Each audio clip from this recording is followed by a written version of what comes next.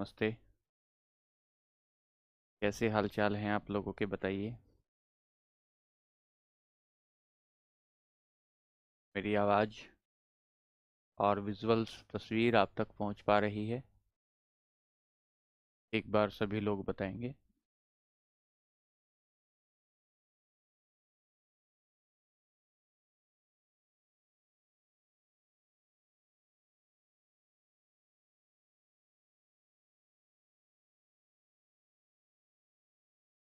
मासूम, रईन, good afternoon. Rahul Meena, नमस्ते। रीना परासर, राधे राधे। जय श्री राम।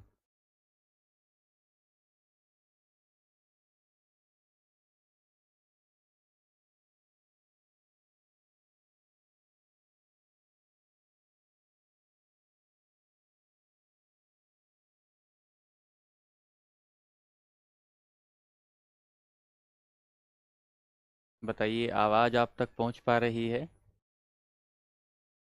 एक बार बताएंगे कि आवाज़ ठीक है, आप तक पहुंच पा रही है?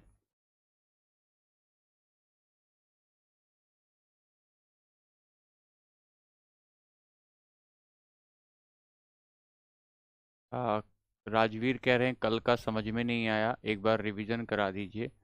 ठीक है, एक बार रिवीजन कर लेंगे। जो कल हम लोग पढ़े थे, एक बार उसका रिवीजन करेंगे। एक बार उसका रिवीजन करेंगे, तब आगे बढ़ेंगे। तो पहले हम लोग क्या कर रहे हैं, जो कल हम लोगों ने पढ़ा था, एक बार मोटा मोटा उसका रिवीजन कर लेते हैं, क्योंकि कई बच्चों को कल समझने में तकलीफ आई थी। तो एक बार उसका रिवीजन करते हैं। क्या आप मेरी बात समझ पा रहे हो, सुन पा रहे हो? कि कल जो हमने आपको मौल संकल्पना पढ़ाई थी, जो मौल कंसेप्ट पढ़ाया था, एक बार उसका रिवीजन कर लेते हैं और रिवीजन करने के बाद आगे बढ़ते हैं, ठीक है? तो देखो, ध्यान से सुनिए, ध्यान से सुनिए। कई बच्चों के टेलीग्राम पे ये मैसेज थे कि समझ नहीं आया, समझ नहीं आया। मैं एक बार दोबारा से आपको समझाने की कोशिश कर रहा हूँ। देखिए, ध्यान से समझिए। मैंने आपको कल समझाया था कि मौल संकल्पना, हम लोग मौल संकल्पना को पढ़ रहे थे कल, मौल कॉन्सेप्ट को पढ़ रहे थे, मौल कॉन्सेप्ट को पढ़ रहे थे। सर, ये कुछ नहीं है, इतना जटिल नहीं समझना है। मोल कॉन्सेप्ट ये है कि किसी भी पदार्थ में छोटे छोटे कणों की संख्या कितनी होगी, छोटे छोटे कणों की संख्या कितनी होगी, इसे मोल कहते हैं। मोल संकल्पना का मतलब है कि किसी भी पदार्थ में कणों की संख्या का मापन, पदार्थ में कणों की संख्या का मात्रक है ये, संख्या का मात्रक है। जैसे मैं कहूं जैसे मैं कहूं कि सर परमाणु में कितने कण होंगे, तो हम बता सकते हैं सर परमाणु में कितने कण होंगे। तो परमाणु में मोल संकल्पना से, मोल संख्या से आप बता सकते हैं 1 मोल कण होंगे, 2 मोल कण होंगे, 50 मोल कण होंगे। तो पदार्थ में कणों की संख्या का मात्रक जो होता है, उसे हम लोग मोल संकल्पना कहते हैं। एक बात तो ये हो गई। तो हमें क्या पता लगता है? कणों की संख्या पता लगती है। ये संख्या कैसे पता निकाली? जब लोगों ने इसके बारे में जांच की, लोगों ने इसके बारे में पता किया, तो ये समझे कि जो कार्बन 12 तत्व है ना, जो कार्बन 12 तत्व है, कार्बन 12 तत्व का 12 ग्राम कार्बन 12 तत्व के 12 ग्राम में जितने कण होंगे या जितने परमाणु होंगे, कार्बन 12 के 12 ग्राम में जितने परमाणु होते हैं, उसे 1 मोल कहते हैं। उसे 1 मोल कहते हैं। कार्बन 12 के 12 ग्राम में जितने परमाणु होते हैं, उसे 1 मोल कहते हैं। एक बात तो ये समझे। और दूसरी बात, आपने ये कहा सर ये संख्या होती कितनी है, तो 6.022 इंटू 10 की पावर 23 इतने मोल होते हैं।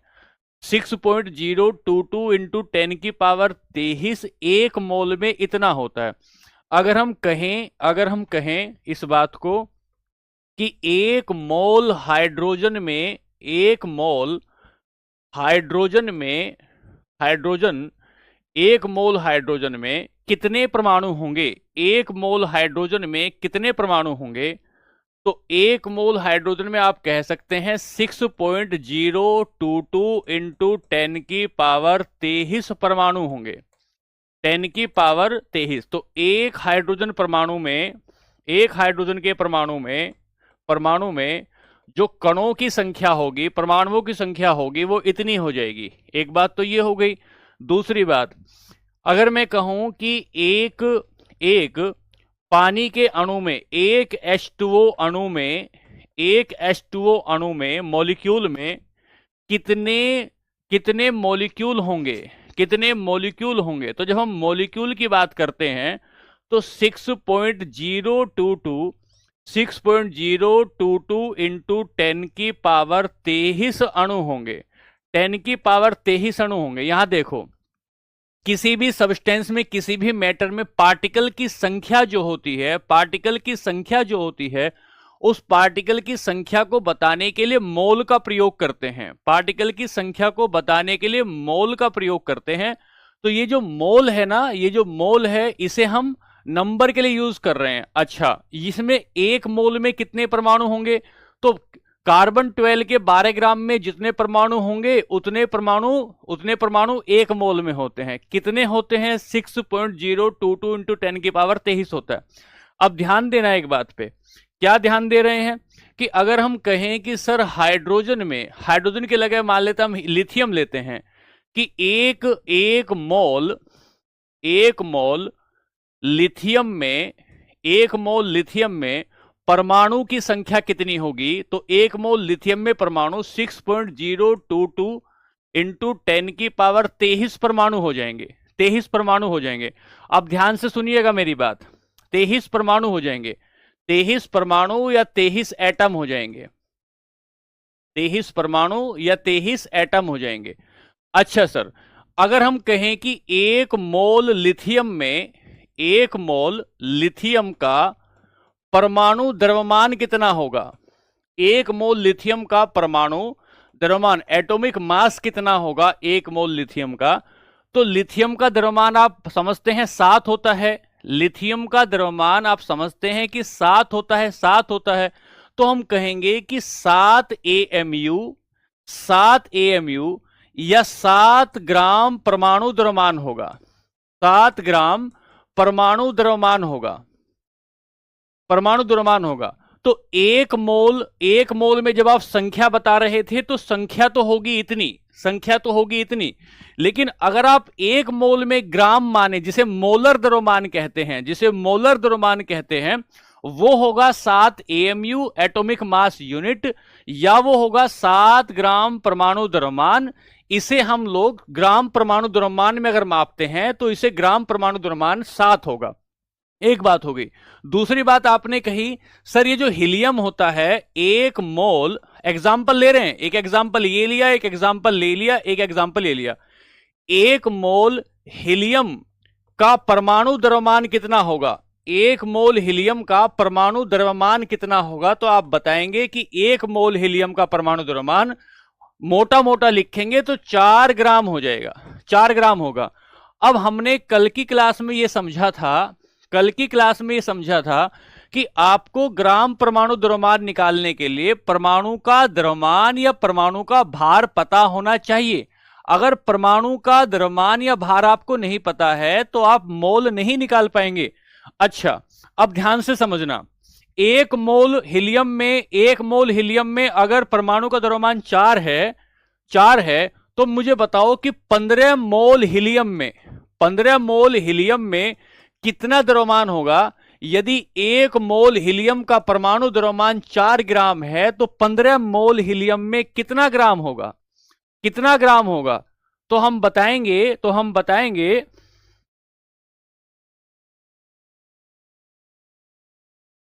1 मोल में 4 ग्राम है तो 15 चौका 60 ग्राम हो जाएगा, या इसे ही 60 AMU कहते हैं। और अगर आपके पास ये पता है कि अगर आपसे सवाल ये पूछा जाए कि 60 ग्राम हीलियम में कितने मोल होंगे, अगर आपसे ये पूछा जाए, ये सवाल कल की क्लास में आपको पढ़ाया गया था। 60 ग्राम हीलियम में कितने मोल होंगे? तो सर जब मोल की समझेंगे तो एक मोल कितना है, एक मोल बराबर 4 ग्राम है। तो 60 को अगर 4 से डिवाइड करोगे तो 15 मोल आ जाएंगे, 15 मोल आ जाएंगे, 15 मोल आ जाएंगे। अब देखो मैं आपको यहां बताना चाहता हूं, देखिए ये तो हमने कहा था कल का ही, मैं कल का ही रिवीजन करा रहा हूं तेजी से। एवोगाड्रो संख्या क्या है, एवोगाड्रो साइंटिस्ट के नाम पे हमने लिया था, इसे NO कहते हैं या Na भी कहते हैं, एवोगाड्रो नंबर। फिर यहां से आगे हम लोग सवाल पर चलते हैं। ये देखिए ध्यान से, आपने कहा कि ऑक्सीजन गैस पर विचार करिए और ऑक्सीजन अणुओं के 1 मोल का भार कितना होता है। ऑक्सीजन अणुओं का 1 मोल, देखिए ध्यान से, अगर ऑक्सीजन अणु की बात करेंगे तो O2 होता है, O2 होता है। अगर इसकी संख्या की बात करेंगे, ऑक्सीजन में मोल की, ऑक्सीजन में कणों की संख्या की बात करोगे, कणों की संख्या की बात करोगे तो कणों की संख्या 1 में होती है 6.022 इंटू 10 की पावर 23, ये 1 में होती है। अगर 2 की बात करेंगे तो कणों की संख्या इतनी हो जाएगी। अगर कणों की संख्या की बात करोगे तो इतना मोल हो जाएगा, इतना मोल 6.022 इंटू 10 की पावर 23 इंटू 2 मोल हो जाएगा, 2 मोल हो जाएगा। बात समझे क्या? ठीक है। दूसरी बात, अगर हम कहें कि इसका द्रव्यमान कितना होगा, इसका मोलर द्रव्यमान कितना होगा, मोलर द्रव्यमान कितना होगा, मोलर मास कितना होगा, तो ऑक्सीजन का 16 होता है, 16 एक ऑक्सीजन का 2 का हो गया तो 32, तो 32 ग्राम कह सकते हो या 32 AMU कह सकते हो, 32 ग्राम कह सकते हो या 32 AMU कह सकते हो। मैं दोबारा से आपको समझा रहा हूं बच्चों, दोबारा से आपको बता रहा हूं कि ये कणों की संख्या निकालोगे तो 1 मोल में इतनी होती है, 1 मोल में इतनी होती है। फिर से समझाता हूं सूरज एक बार, कि 1 मोल बराबर, 1 मोल ऑक्सीजन बराबर, 1 मोल ऑक्सीजन बराबर 16 ग्राम, ऐसा मान के चलो। 1 मोल ऑक्सीजन बराबर 16 ग्राम, और 16 ग्राम में कण कितने आएंगे, 6.022 इंटू 10 की पावर 23। तो अगर कण की बात करोगे, कण तो इतने हैं 1 मोल में, 1 मोल में कण तो इतने हैं, और 1 मोल ऑक्सीजन के परमाणु में, 1 मोल ऑक्सीजन के परमाणु, हां परमाणु द्रव्यमान को ही परमाणु भार कहते हैं। 1 मोल ऑक्सीजन के परमाणु में वजन कितना होगा, वजन होगा 16 ग्राम। तो 2 मोल में कितना वजन, 32 ग्राम, 2 मोल में कितना वजन, 32 ग्राम हो जाएगा। अब यहां कह रहा है ऑक्सीजन के अणुओं के 1 मोल का भार बताना है, ऑक्सीजन के अणु के, ऑक्सीजन के अणुओं के 1 मोल का भार बताना है। तो ऑक्सीजन के अणु का भार लेगा तो अणु होता है O2, 1 में होता है 16, 2 में होता है 32। क्या आपको ये बात समझ में आई? क्या आप समझे? अगला सवाल लेता हूं फिर से अगला सवाल लेता हूं। ये तो कल बता दिया था इसका, तो ये आपका कार्बन और हाइड्रोजन, इसका परमाणु द्रव्यमान पूछा था तो हमने बता दिया था कि परमाणु कार्बन का 6 होता है, इस कार्बन का 12 होता है और इसका 1 होता है, तो 12 1 ये हो गई थी बात। यहां से आगे चलिए। अच्छा ये देखिए, इसको समझिए ध्यान से, कि 90 ग्राम पानी में मौजूद मोल की संख्या बतानी है। 90 ग्राम पानी में मौजूद 1 मोल बराबर, पानी को लेंगे, पानी का मतलब है H2O, H2O, तो H2O में हम लोग इसका द्रव्यमान निकालते हैं, कितना, H2O बराबर 1 मोल अणु, ये परमाणु नहीं होगा, ये 1 मोल अणु होगा। और अगर इसका द्रव्यमान निकालेंगे कितना होगा, तो हाइड्रोजन का 1 होता है, 1 और 1 2, और 16 इसका 18 ग्राम हो गया। 1 मोल अणु में 18 ग्राम द्रव्यमान हुआ, 1 मोल अणु में 18 ग्राम द्रव्यमान हुआ। ये कहता है 90 ग्राम में कितना होगा, 90 ग्राम में कितना होगा। तो ऐसे निकालते हैं, ऐसे निकालते हैं, मोल की संख्या, बच्चों ध्यान से सुनना, मोल की संख्या बटे ग्राम द्रव्यमान, कण का द्रव्यमान बटे कण का, या पदार्थ लिख दो, कण की जगह पदार्थ ठीक है, पदार्थ का द्रव्यमान, पदार्थ का द्रव्यमान, और डिवाइड बाई 1 मोल अणु का द्रव्यमान। अणु भार कितना है, अणु का द्रव्यमान या अणु भार कितना है, ये देखो। तो पदार्थ का द्रव्यमान कितना है, ये पूछता है 90 ग्राम में, और अणु कितना है 18 ग्राम, तो 5 मोल आ जाएंगे, 5 मोल आ जाएंगे। 18 कैसे आया, लवकुश पूछ रहे हैं 18 कैसे आया? भाई हाइड्रोजन का परमाणु द्रव्यमान होता है 1, कण है इसमें 2, तो 1 जमा 1, 1 जमा 1, 2 ग्राम द्रव्यमान हो जाएगा। ऑक्सीजन का परमाणु द्रव्यमान, परमाणु भार होता है 16, तो 16 हो गया ये, तो 16 और 2 ये, 2 ये और 16 ये, कितना हो जाएगा? 18 हो जाएगा। बात समझ में आई क्या? बताओ 90 ग्राम में, भाई बताओ एक बार, समझ में आया क्या? द्रव्यमान किसे कहते हैं? कितना वजन है तुम्हारे भीतर उसे द्रव्यमान कहते हैं। तुम्हारे भीतर कितना वजन है उसे द्रव्यमान। बच्चों एक बार प्लीज बताओ, आपको समझ में नहीं आ रहा था, अब समझ में आया कि नहीं आया? तो हाइड्रोजन के एक अणु में हमने ले लिया, एक अणु 1 मोल अणु के बराबर होगा, हाइड्रोजन का 1 मोल अणु के बराबर होगा, और ये जो 1 मोल अणु के बराबर होगा, 1 मोल अणु के बराबर होगा, ये 18 ग्राम होगा। टोटल कितना द्रव्यमान है? अणु से आप रिपीट इसे को डिवाइड कर दोगे तो टोटल 90 आ जाएगा। एक सवाल और लूंगा, अगला तो ये तो आपको पता ही था, इसको तो छोड़ो, यहां लेते हैं। यह देखते हैं कि ऑक्सीजन के 1 मोल परमाणु का वजन 16 ग्राम है, तो ओजोन का कितना होगा? 1 मोल परमाणु, 1 मोल परमाणु का वजन कह रहा है, संख्या नहीं। 1 मोल परमाणु का वजन, परमाणु का वजन कितना है? 16 ग्राम है, 16 ग्राम है। किसका? ऑक्सीजन का। 1 मोल ऑक्सीजन के परमाणु का वजन कितना ग्राम है? 16 ग्राम है, ठीक है। और हमें ओजोन लेना है, तो ओजोन में कितने परमाणु होते हैं? ओजोन में 3 परमाणु होते हैं। अगर 1 मोल का वजन 16 ग्राम है, तो 3 मोल परमाणु का वजन, 3 मोल परमाणु का वजन कितना हो जाएगा? 3 मोल परमाणु का वजन कितना हो जाएगा? तो भाई ये 16 गुना 3 48 ग्राम हो जाएगा। 16 गुना 3 48 ग्राम हो जाएगा। ठीक है, अब कुछ क्लियर हो रहा है क्या भाई? एक बार बताओ, अब बच्चों के आंसर आ रहे हैं, अब बच्चों के आंसर आ रहे हैं। अच्छा ये ले लेते हैं, एल्यूमिनियम का परमाणु द्रव्यमान 27 ग्राम है, तो एल्यूमिनियम के 54 ग्राम में परमाणुओं की संख्या कितनी होगी? तो आपने कहा है मोलों की संख्या, ये आपने वो क्या सूत्र क्या बनाया? मोलों की संख्या बराबर पदार्थ का द्रव्यमान, बराबर पदार्थ का द्रव्यमान, द्रव्यमान लिखूं, पदार्थ का भार लिखूं, पदार्थ का वजन लिखूं, कंफ्यूजन नहीं होना है। डिवाइड बाई परमाणु भार, डिवाइड भाई परमाणु भार लिखो या परमाणु द्रव्यमान लिखो। तो एल्यूमिनियम का यहां से सूत्र बना रहा हूं, एल्यूमिनियम में दिया कितना है इसने? 54 ग्राम में पूछता है, 54 ग्राम में, और है कितना? 27 है इसका, तो 27 दूनी 2 मोल आ गए। कितने मोल आ गए? 2 मोल आ गए। बहुत बढ़िया अभी समझ में आ रहा है। सनी देवल भाई 3 कैसे आ गया? 3 कैसे आ गया? 2 ही तो आएगा।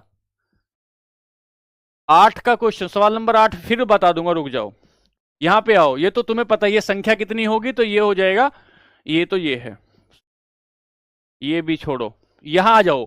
हीलियम के 64 ग्राम में कितने मोल होंगे? हीलियम के 64 ग्राम में कितने मोल होंगे? आर्यन समझ में आ गया, ठीक है भाई। हीलियम के 64 ग्राम में कितने मोल होंगे? अब हमें देखना है कि 1 मोल हीलियम जो होगा, 1 मोल हीलियम परमाणु जो होगा, उसका द्रव्यमान है 4 ग्राम, उसका द्रव्यमान है 4 ग्राम। अब ये मोल की संख्या पूछता है, तो अगर आप मोल की संख्या निकालोगे, मोल की संख्या निकालोगे, तो टोटल द्रव्यमान कितना? 64 ग्राम, 64 ग्राम। हमारे पास 1 मोल द्रव्यमान कितना है? 1 मोल द्रव्यमान कितना है? 4, तो टोटल कितना निकल कर आएगा? 16 ग्राम निकल कर आएगा, 16 मोल निकल कर आएगा। मोल की संख्या कितनी आएगी? 16 मोल, 16 मोल निकल कर आएगी। एक इसे और ले, इसे ध्यान से समझना, जिन बच्चों को अभी भी समझ में नहीं आया है वो फिर समझे, एक सवाल में और आपके लिए ले रहा हूं। बच्चों ध्यान से समझना, प्लीज ध्यान से समझना। ये CO2 कार्बन डाइऑक्साइड के 10 मोल का द्रव्यमान पूछता है, तो 1 मोल CO2 का, 1 मोल CO2 का अणु द्रव्यमान जो होगा, या अणु का जो भार होगा वो निकालेंगे पहले।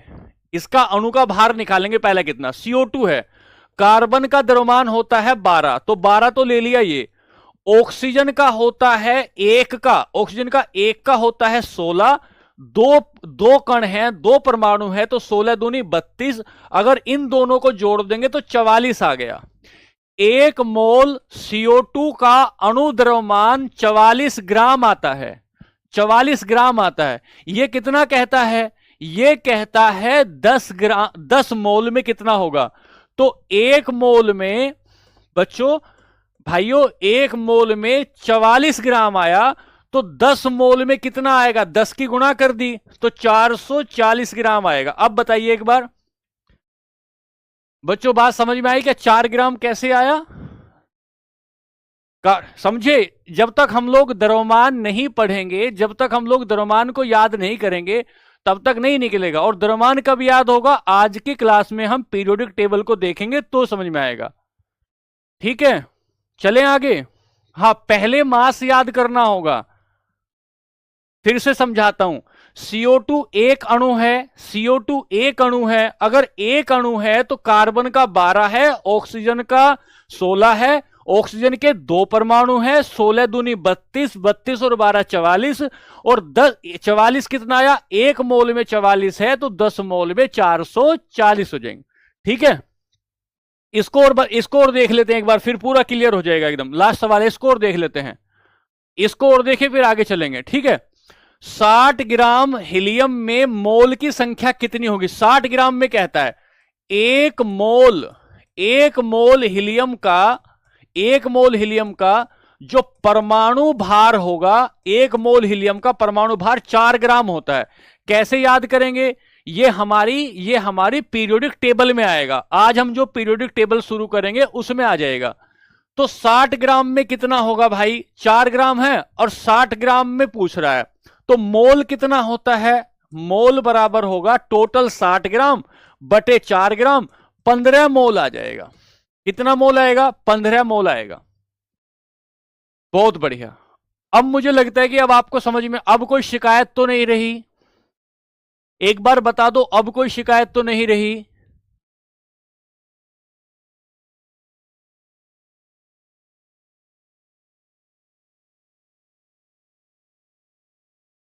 आगे चलता हूं, आगे चलता हूं। चलिए, अब हम लोग यहां से अगला चैप्टर शुरू कर रहे हैं। मुझे लगता है कि अब ठीक है। एक बार बताइए। क्लियर, क्लियर, ठीक है। बहुत बढ़िया, बहुत बढ़िया, थैंक यू, थैंक यू। अब आइए, अब हम लोग लेंगे अगला चैप्टर शुरू कर रहे हैं, और इस चैप्टर का नाम होगा आवर्त सारणी। वो जो आप लोग कह रहे थे कि संयोजकता बीच में छोड़ दिया, बीच में नहीं छोड़ा है भाई। पीरियोडिक टेबल में जब हम लोग आगे पढ़ेंगे तो वो दोबारा से यहीं आएगा, बीच में कुछ नहीं छोड़ा है।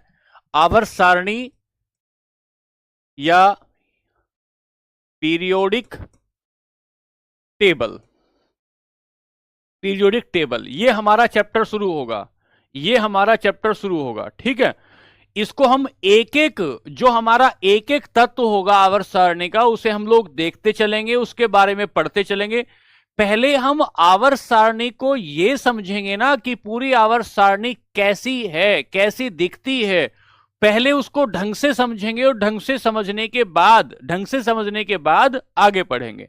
चलिए, इस पीरियोडिक टेबल में हम लोग ऐसे कुछ पढ़ेंगे कि पीरियोडिक टेबल की डेफिनेशन देखेंगे पहले, कि ये डेफिनेशन मतलब इसकी परिभाषा क्या होती है। डेफिनेशन मतलब इसकी परिभाषा क्या होती है, डेफिनेशन क्या होती है पीरियोडिक टेबल की, पहले तो हम ये देखेंगे।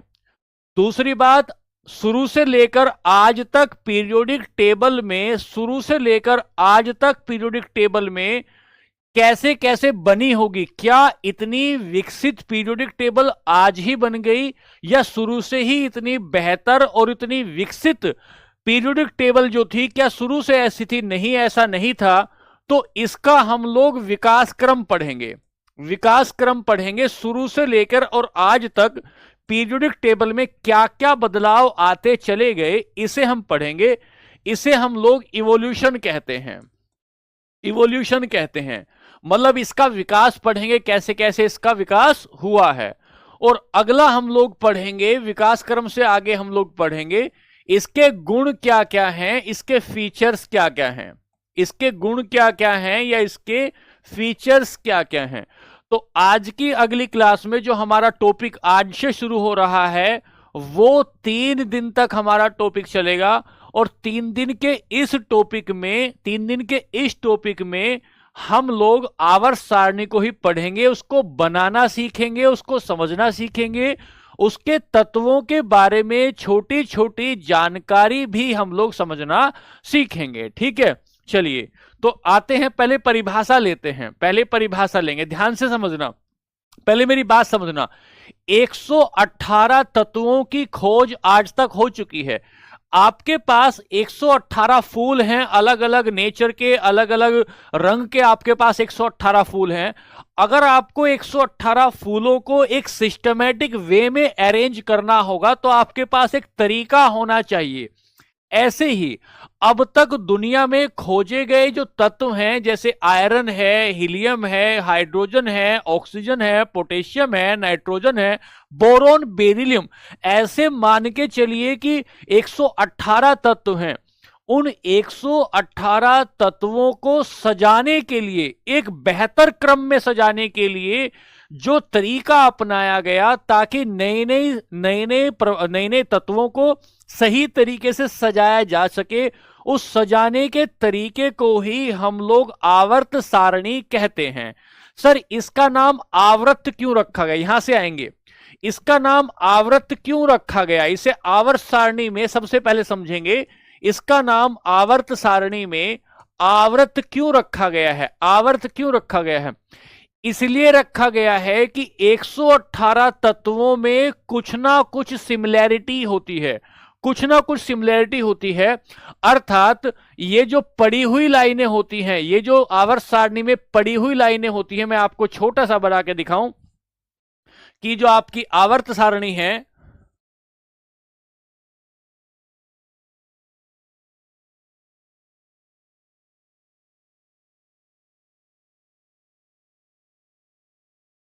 ऐसे आवर्त सारणी बनेगी। इस आवर्त सारणी में ये जो पड़ी हुई लाइनें होंगी, ये जो पड़ी हुई लाइनें होंगी ऐसे, इन पड़ी हुई लाइनों को तो हम आवर्त कहते हैं, पीरियड कहते हैं। और ये जो खड़ी हुई लाइनें होती हैं, ये जो खड़ी हुई लाइनें होती हैं, इन खड़ी हुई लाइनों को हम समूह कहते हैं, ग्रुप कहते हैं, ग्रुप या समूह कहते हैं। ये जो पड़ी हुई लाइनें हैं आवर्त सारणी में, इनकी संख्या 7 है। और ये जो खड़ी हुई लाइनें हैं आवर्त सारणी में, इसकी संख्या 18 है। मैं अभी ढंग से इसको पूरा डिटेल में समझाऊंगा, लेकिन मैं शब्द ले रहा हूं आवर्त। आवर्त क्यों कह रहे हैं, जब आप यहां चलेंगे तो आप कहेंगे कि ये हाइड्रोजन है, ये हीलियम है, ये लिथियम है, ये बेरिलियम है, ये बेरिलियम है, ऐसे करके आप लोग आगे चलेंगे तो ये एक पीरियड है। इसको अगर आप देखोगे तो ये एक पीरियड है, एक पीरियड, इसे पीरियड कहते हैं, आवर्त कहते हैं। तो प्रत्येक पीरियड में एक तत्व के बाद दूसरे तत्व में कुछ ना कुछ विशेषताएं दोहराई जाती हैं, कुछ ना कुछ विशेषताएं दोहराई जाती हैं। आवर्त का मतलब है दोहराव, आवर्त का मतलब है रिपीटेडनेस। कुछ ना कुछ चीजें रिपीट होती हैं, कुछ ना कुछ चीजें दोहराई जाती हैं। इन दोहराने के गुणों के कारण ही, इन दोहराने के गुणों के अनुसार ही हमने पूरी आवर्त सारणी को बनाया है। इसीलिए कहते हैं कि एक तत्व का दूसरे तत्व के साथ कोई ना कोई संबंध होता है तो इसे आवर्त सारणी कहा जाता है। खैर, हमें यहां से सीखना है, पहली बात लिखेंगे आवर्त सारणी किसे कहते हैं। पहली बात लिखेंगे आवर्त सारणी की परिभाषा, पीरियोडिक टेबल। बच्चों एक बार बताइए, समझ में आ रहा है क्या, एक बार बताइए, पीरियोडिक टेबल आवर्त सारणी समझ में आ रहा है क्या, बताइए एक बार। एग्जाम में क्या आएगा क्या नहीं आएगा भाई वो हम आपको बता देंगे, आप इतना बताइए कि आपको समझ में आ रहा है कि नहीं आ रहा है, वो तो हम देख लेंगे अपने हिसाब से।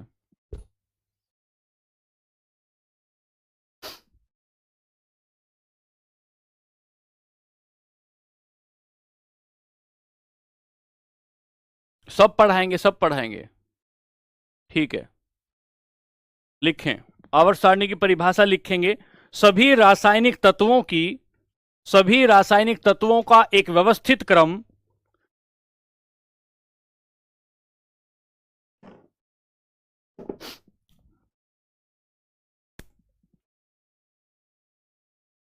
सभी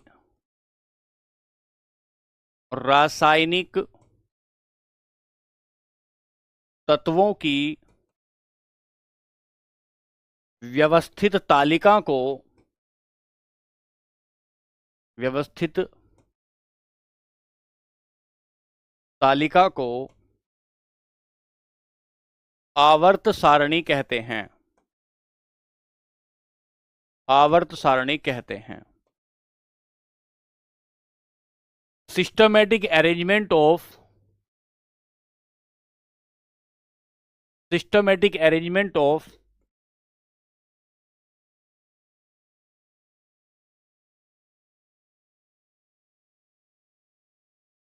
periodic table is a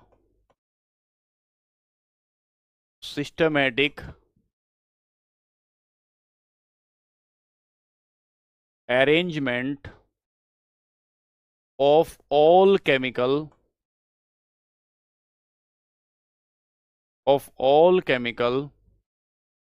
elements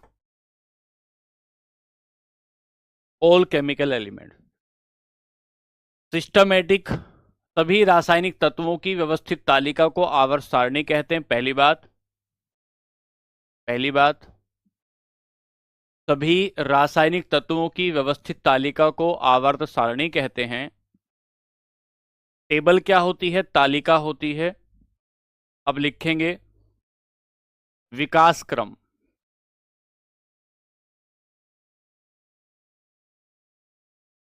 विकास क्रम, आवर्त सारणी का विकास क्रम, इवोल्यूशन।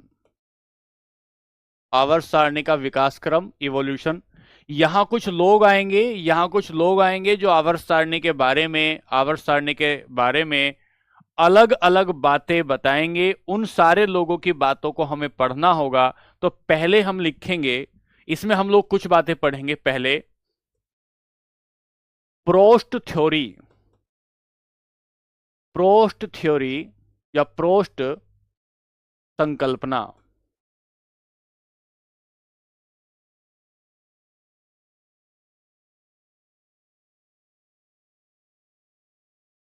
प्रोस्ट हाइपोथेसिस,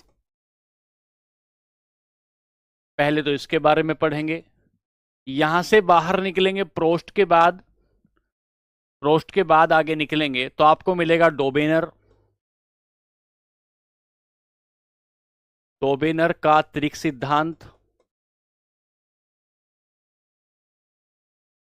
डोबेनर का त्रिक सिद्धांत, ट्रायड मॉडल ऑफ डोबेरनर, डोबेनर का ट्रिक सिद्धांत। यहां से डोबेनर से आगे बढ़ेंगे तो न्यूलैंड का अष्टक सिद्धांत, न्यूलैंड का अष्टक नियम, न्यूलैंड का अष्टक नियम, ऑक्टेव लॉ ऑफ न्यूलैंड। यहां से आपके हर साल परीक्षा में कोई ना कोई सवाल आया है। ऑक्टेव डेबेरनर, डेबेरनर का त्रिक सिद्धांत, डोबेरनर उधर लिखा है ना, ऑक्टेव लॉ ऑफ न्यूलैंड। अगला चौथा लिखेंगे मैंडलीफ की, मैंडलीफ मैंडलीफ की आवर्त सारणी, मैंडलीफ की मूल आवर्त सारणी, मैंडलीफ की मूल आवर्त सारणी। Original periodic table of Mendeleev, original periodic table of Mendeleev,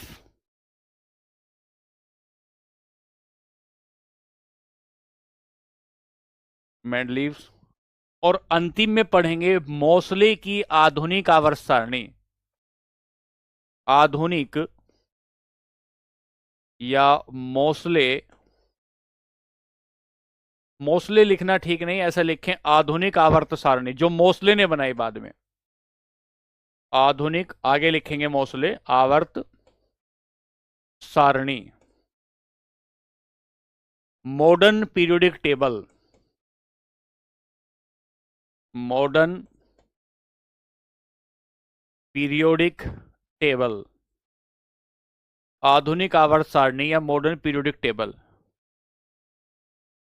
ठीक है, तो हम लोग बोलेंगे, ये इसमें दिक्कत आ रही है क्या डोबेरनर में? मैं इसको मिटा के लिख देता हूं, लीजिए, कोई बात नहीं भाई। डोबेरनर ऐसे लिख दीजिए। प्रोस्ट की क्या हाइपोथेसिस थी? डोबेरनर ने अपना त्रिक सिद्धांत क्या दिया? न्यूलैंड का स्टक नियम क्या था? मेंडलीफ की आवर्त सारणी क्या थी? आधुनिक आवर्त सारणी क्या थी? ये सारी चीजें आपको पढ़नी होंगी, ये सारी चीजें आपको पढ़नी होंगी। ठीक है भाई, चलें चलें आगे। तो पहले मैं आपको प्रोस्ट संकल्पना पढ़ाता हूं, सबसे पहले मैं आपको प्रोस्ट संकल्पना पढ़ाता हूं। आइए शुरू करते हैं, शुरू करते हैं। चैप्टर हट गया ना? चैप्टर हटा नहीं भाई,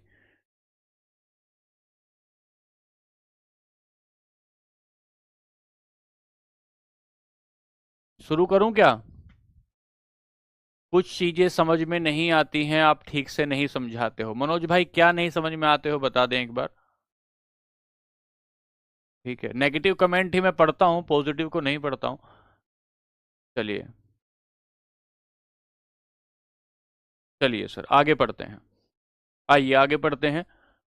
लिखेंगे पहली प्रोस्ट संकल्पना, बहुत ध्यान से पढ़ेंगे।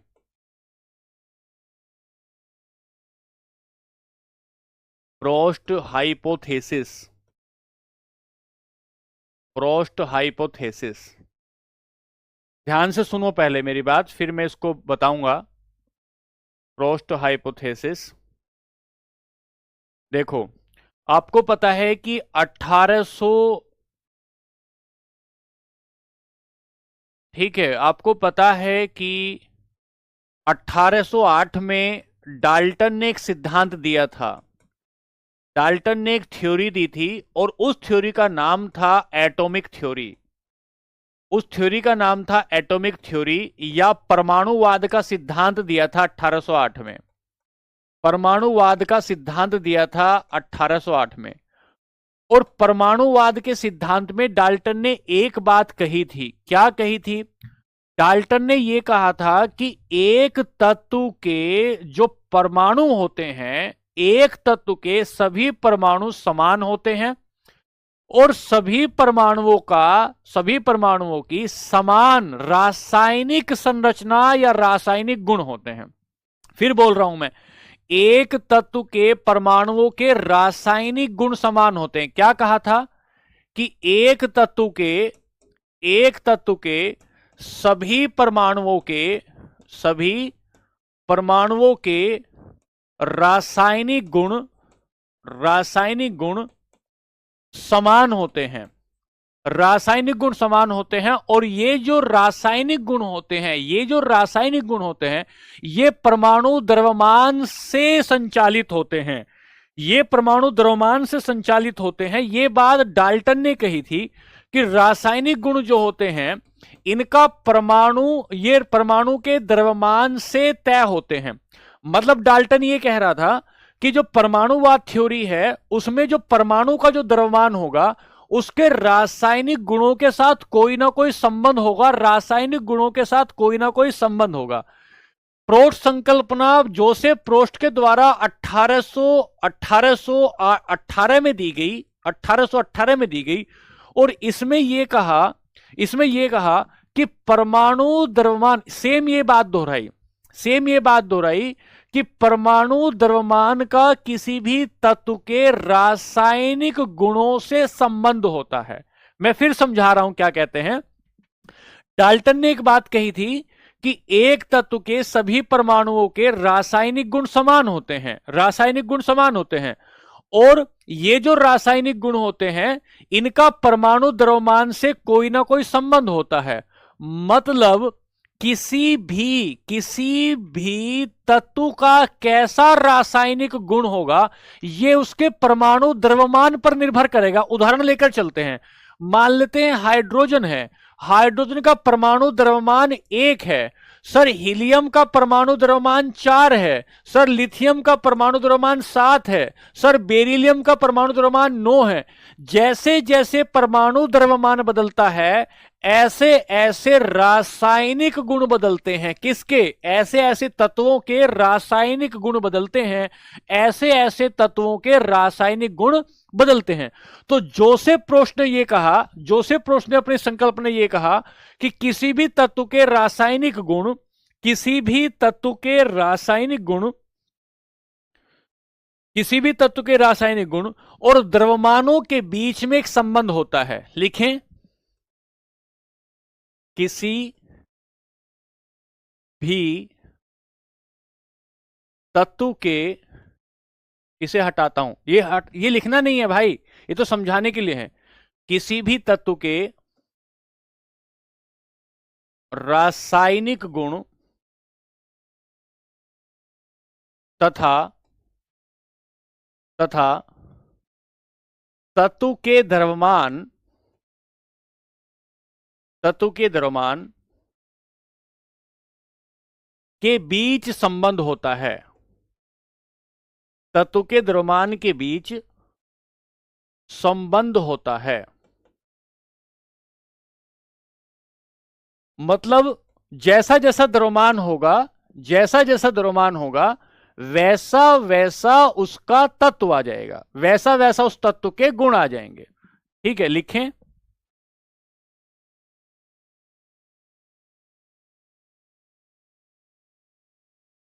There is a relation between atomic mass and atomic mass of element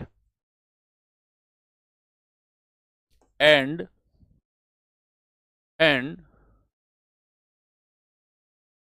properties of element and atomic mass of element and properties of element।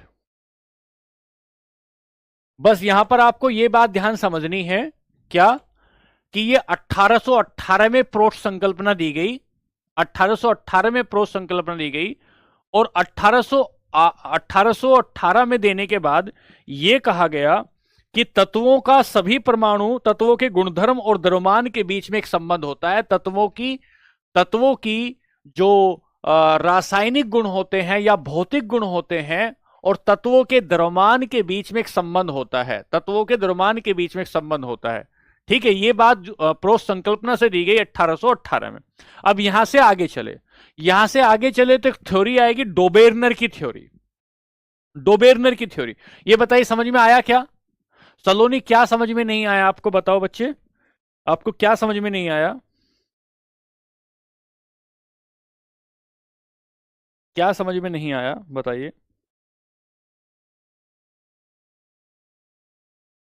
अगला लेते हैं, दूसरा,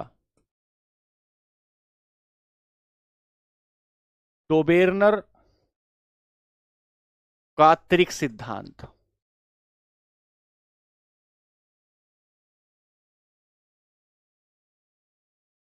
अठारह सौ 27 में यह दिया गया।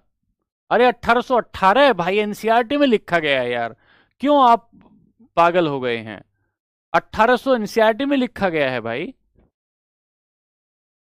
1827। ये क्या कहता है कि अगर परमाणु द्रव्यमान को, अगर सभी जितने भी हमारे पास तत्व हैं उन सभी तत्वों को अगर परमाणु द्रव्यमान के क्रम में रखा जाए, परमाणु द्रव्यमान के क्रम में अगर उनको रखा जाए तो पहला जो तत्व होगा और जो तीसरा तत्व होगा पहले और तीसरे तत्व का परमाणु द्रव्यमान का औसत तीसरे वाले तत्व के या दूसरे वाले तत्व के परमाणु द्रव्यमान के बराबर होगा। दोबारा बोलता हूं। मैं बोला कि सर, ये जो डोबेर्नर का त्रिक सिद्धांत 1827 में दिया गया, ये कहता है कि अगर तत्वों को उनके द्रव्यमान के क्रम में सजाया जाए, तत्वों को उनके द्रव्यमान के क्रम में सजाया जाए, तो पहले तत्व का द्रव्यमान और तीसरे तत्व के द्रव्यमान का औसत जो निकल कर आएगा, वो दूसरे तत्व का औसत, वो दूसरे तत्व के द्रव्यमान के बराबर होगा। क्या कह रहे हैं डोबेर्नर? यदि यदि तत्वों को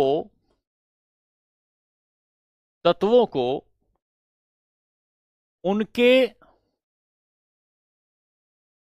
द्रव्यमान के अनुसार, तत्वों को उनके द्रव्यमान के अनुसार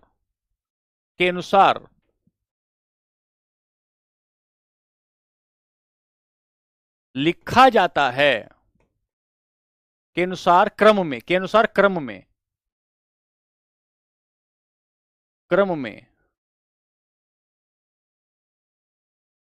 भाई क्या समझ में नहीं आ रहा है? नींद आ रही है आपको?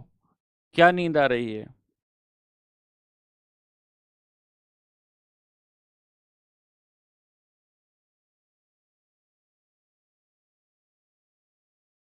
यदि तत्वों को उनके द्रव्यमान के अनुसार क्रम में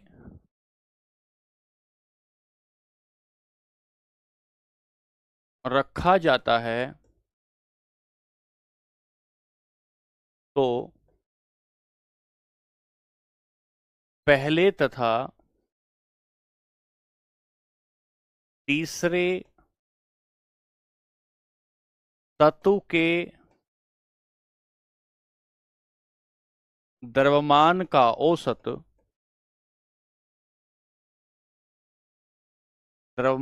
औसत दूसरे तत्व के द्रव्यमान के बराबर होता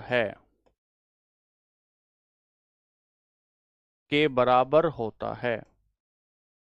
कैसे निकाला? उन्होंने एग्जाम्पल दिया कि एक तत्व रखा है आपने लिथियम,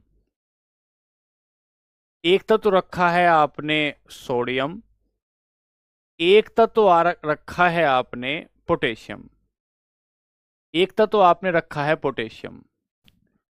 तो यहां जब हम लोग आएंगे लिथियम में, तो लिथियम है 7, पोटेशियम है 39, तो 39 और प्लस 7 करेंगे और 2 से इसे डिवाइड कर देंगे, तो ये 23 निकल कर आएगा। ये कहता है कि लिथियम का और पोटेशियम का अगर परमाणु द्रव्यमान का औसत लें, तो ये औसत, ये जो एवरेज होगा, ये बीच वाले पहले और तीसरे तत्व का द्रव्यमान का औसत दूसरे के द्रव्यमान के बराबर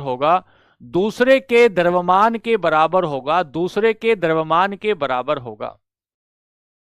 ठीक है? बात समझे क्या?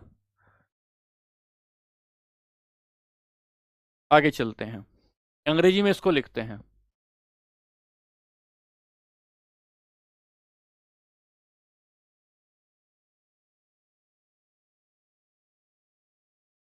डोबेर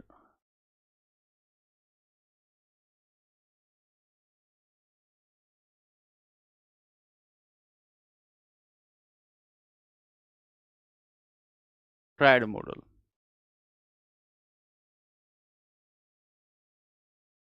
the average of first and third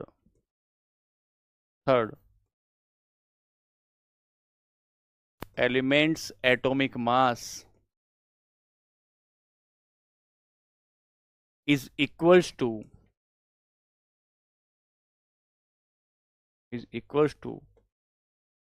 second element mass. क्या बनाया? लिथियम, सोडियम, पोटेशियम, इसका 7 बताया और इसका बताया उन्होंने 39। दोनों को जोड़ने के बाद 39 और 7/2 तो 23 निकल कर आया। लेकिन ये ऐसे केवल 3 ही ग्रुप बना पाए, ये ऐसे केवल 3 ही ग्रुप बना पाए, 3 ही ग्रुप बना पाए। और पूरे का पूरा जो आवर्त सारणी थी, यानी कि पूरी की पूरी जो इनके पास एलिमेंट थे, सभी एलिमेंट को इस क्रम में नहीं सजा पाए। इसलिए डोबेर्नर का ट्रायड मॉडल जो था वो फेल कर गया। और इसके बाद न्यूलैंड का अष्टक नियम आएगा और कल की क्लास में हम न्यूलैंड के अष्टक नियम को समझेंगे। एक बार बताइए कि आज की क्लास आपको समझ में आई है या नहीं आई है? किसी को कोई शिकायत हो तो एक बार बताएंगे, किसी को कोई शिकायत हो तो एक बार बताएंगे। तो इसमें एक बात लिख देंगे, नोट करके लिख देंगे, सभी नोट करके लिख देंगे, सभी तत्वों को त्रिक सिद्धांत के आधार पर विभाजित नहीं किया जा सकता, के आधार पर वर्गीकृत नहीं किया जा सकता।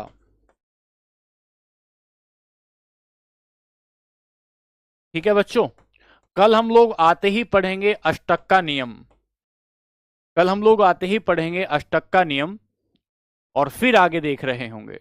ठीक है, फिर आगे एक बार